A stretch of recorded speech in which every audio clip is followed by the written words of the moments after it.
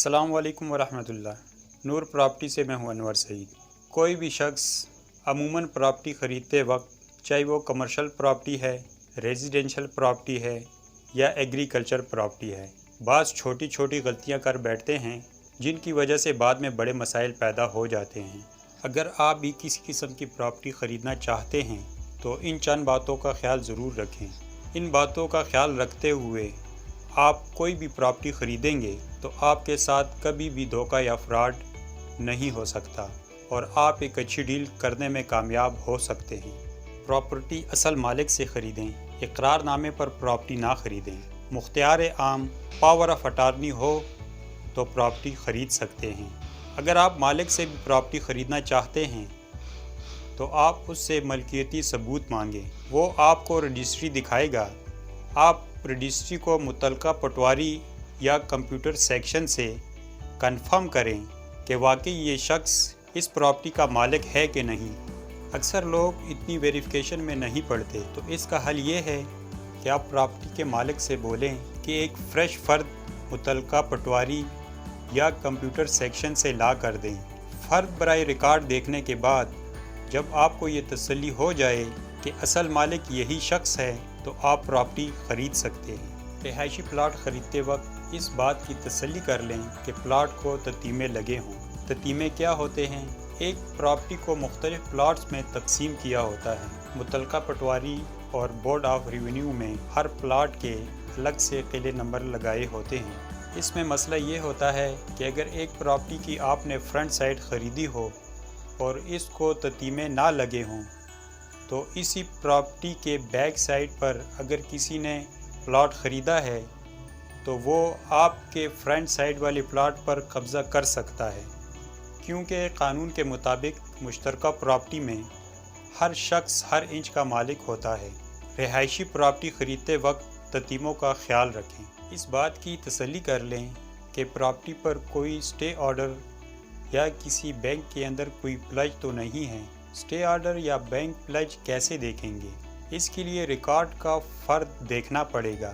Computerize record فرد کی ایک سائٹ پر لکھا ہوتا ہے کہ اس پراپرٹی پر اسٹے آرڈر یا بینک پلج ہے کہ نہیں ہے۔ اگر مینول فرد ہے تو متعلقہ پٹواری سے اس فرد پر لکھوا لیں کہ اس پراپرٹی پر کوئی اسٹے یا بینک پلج نہیں ہے۔ اس کے بعد ایگریمنٹ ٹو سیل ہے۔ ایگریمنٹ ٹو سیل کیا ہے؟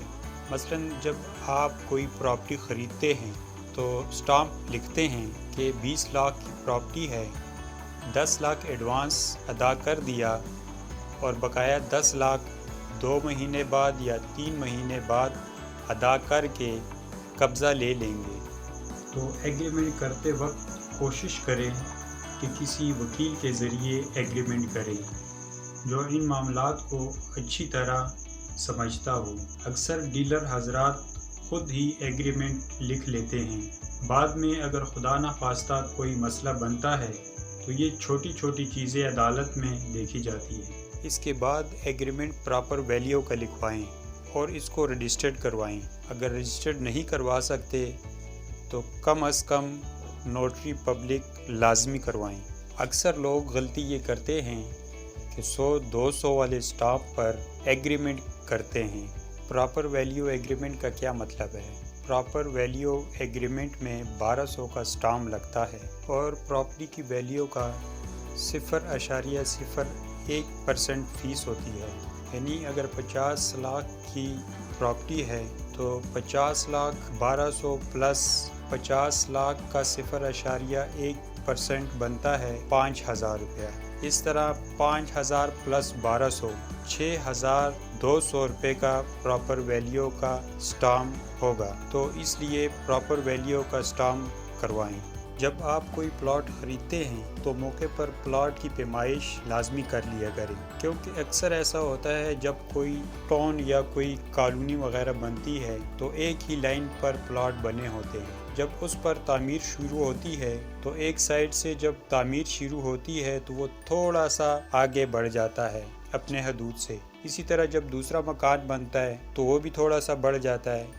اس طرح تیسرا، چوتھا، پانچواں۔ غرض یہ کہ جب آخری پلاٹ رہ جائے تو اس آخری پلاٹ میں اچھی خاصی جگہ کی کمی پڑ جاتی ہے۔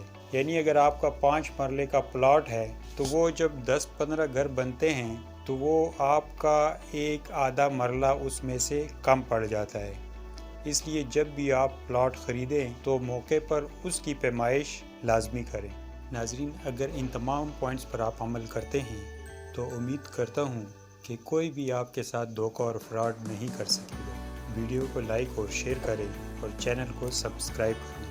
جزاکم اللہ۔ اللہ حافظ۔